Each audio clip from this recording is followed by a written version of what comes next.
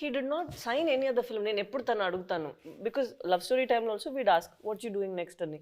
ఇప్పుడు నేను అడిగినప్పుడు కూడా నేను తండేల్ కోసం వెయిట్ చేస్తాను, వచ్చిన తర్వాత చూద్దామని. అప్పట్లో ఆ రోజు మనం ఆ రిలీజ్ రోజు చెప్పాము కదా, ఆ రోజు వరకు ఇదే తన ఆన్సర్, మనం చూద్దాం తండేల్ వస్తుంది దాని తర్వాత. So such nice approach where you completely surrender ఒక ఫిల్మ్ కోసం.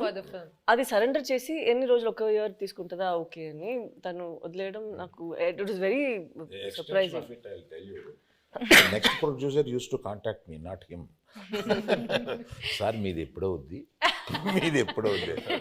మేము రిలీజ్కి 10 రోజుల ముందు కూడా షూటింగ్ చేస్తాము, నా రిలీజ్ డేట్ చూసి మీరు అనుకోండి తప్ప నేనేమి కమిట్ అవ్వను. వై డూ థింక్ తన పెళ్లి కోసం, తను ఇప్పుడు ఇంటర్వ్యూ కోసం జుట్టులు దాడి దాన్ని కట్ చేయకుండా ఇలా ఉన్నారు? ఎప్పుడు ఏం వచ్చేస్తుంది, ఎప్పుడు మనం షూట్కి వెళ్ళాలి అని ఇలాగే వదిలేస్తారు. నేను పెళ్ళికి వెళ్ళి వీళ్ళు కింద కూర్చుంటారు కదా, వంగి అక్షంతలు వేస్తున్నాను. పరిచయం చేశాడు ఈయన, అంటే తెలుసు అన్నట్టుగా ఆమె చూసింది. I have a question sir అంది. పెళ్లిపేటల మీద ఇదేంటి question? When do you show the face of my husband sir అంటే గడ్డం ఎప్పుడు తీస్తా?